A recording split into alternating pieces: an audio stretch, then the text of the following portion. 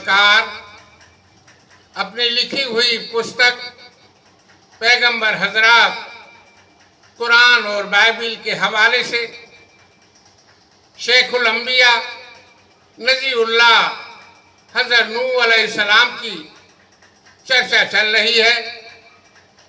कल के अंक में हमने बाइबिल के हवाले से तौरात में आए तज़किरा की चर्चा की थी। आज हम उसी के आगे की चर्चा पेश करेंगे। तौरात उत्पत्ति अध्याय 7 के पैरा 1 से 24 तक और अध्याय 8 के पैरा 1 से 7 तक की चर्चा अब आगे पेश है।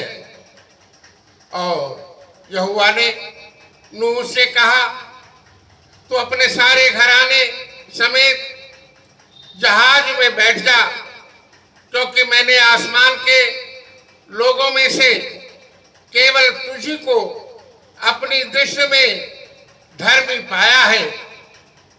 सब जात के शुद्ध पशुओं में से तू 7-7 अर्थात नर और मादा लेना, पर जो पशु शुद्ध नहीं है उनमें से 2-2 लेना अर्थात नर और मादा। और आकाश के पक्षियों में से भी 7-7 अर्थात नर और मादा लेना, कि उनका वंश बचकर सारी पृथ्वी पर बना रहे। क्योंकि अब 7 दिन और बीतने पर मैं पृथ्वी पर 40 दिन और 40 रात तक जल बरसाता रहूंगा, और जितनी भी वस्तुएं मैंने बनाई हैं सबको भूमि के ऊपर से मिटा दूंगा। यहोवा की इस आज्ञा के अनुसार नूह ने किया। नूह की अवस्था 600 वर्ष की थी जब जल प्रलय पृथ्वी पर आया। नूह अपने पुत्रों, पत्नी, बहुओं समेत जल प्रलय से बचने के लिए जहाज में गया। शुद्ध और अशुद्ध दोनों प्रकार के पशुओं में से पक्षियों और भूमि पर रेंगने वालों में से 2-2 अर्थात नर और मादा जहाज में नूह के पास गए। जिस प्रकार परमेश्वर ने नूह से आज्ञा दी थी, 7 दिन के उपरांत प्रलय का जल पृथ्वी पर आने लगा। जब नूह के अवस्था के 600वें वर्ष के दूसरे महीने का 17वां दिन था, उस दिन बड़े गहरे समुद्र के सब सोते फूट निकले और आकाश के झरोखे खुल गए। भूमि पर वर्षा 40 दिन और 40 रात निरंतर पृथ्वी पर होती रही। ठीक उसी दिन नूह अपने पुत्र शाप, हेम और येपेत पत्नी और तीनों बहुओं समेत और उनके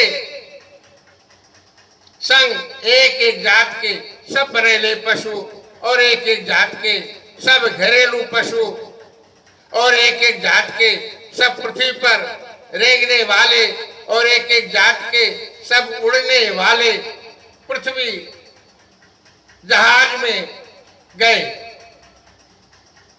जितने प्राणियों में जीवन की आत्मा थी, उनकी सब जातियों में से 2-2 नूह के पास जहाज में बैठ गए। जो जहाज में गए वो परमेश्वर की आज्ञा के अनुसार सब जातियों के प्राणियों में से नर और मादा गए।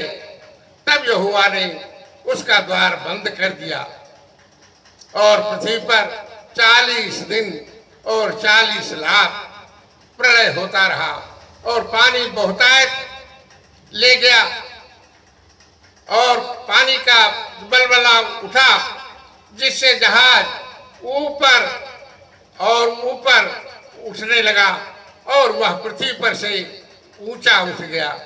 जल बढ़ते बढ़ते पृथ्वी पर बहुत बढ़ गया और जहाज जल के ऊपर ऊपर तैरता रहा। जल पृथ्वी पर अनंत बढ़ गया।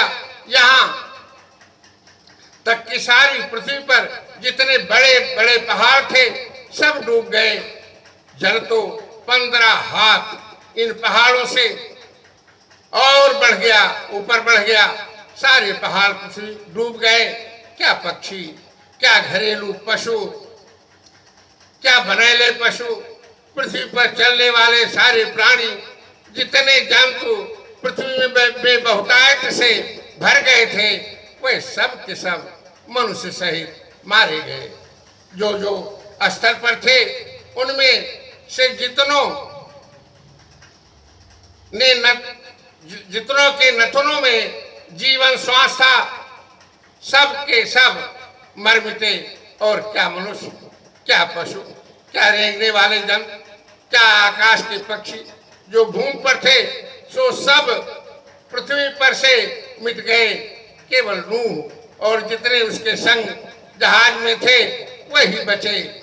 और जल पृथ्वी पर 150 दिन तक प्रबल रहा। और परमेश्वर ने नूह की और जितने बनेले पशु थे उसके संग जहाज में, इन सभी की सुध ली। और परमेश्वर ने पृथ्वी पर पवन बहाई और जल घटने लगा। गहरे समुद्र के सोते और आकाश के झरोखे बंद हो गए और उससे जो वर्षा होती थी वो थम गई। और 150 दिन के पश्चात जल पृथ्वी पर से लगातार घटने लगा। 7वें महीने के 17वें दिन को जहाज अरारात पहाड़ पर टिक गया और जल 10वें महीने तक घटता चला गया। और 10वें महीने के पहले दिन को पहाड़ी की चोटियां दिखलाई दी।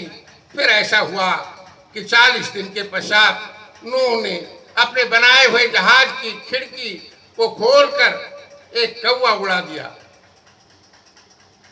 यह कौवा जल पृथ्वी पर जब तक पृथ्वी पर से सूख न गया, जब तक जल वहां रहा तब तक कौवा इधर उधर वही फिरता रहा। आज के अंक में बस इतना ही। आगे का किस्सा अगले अंक में आपके सामने प्रस्तुत किया जाएगा। शुक्रिया। जय हिंद।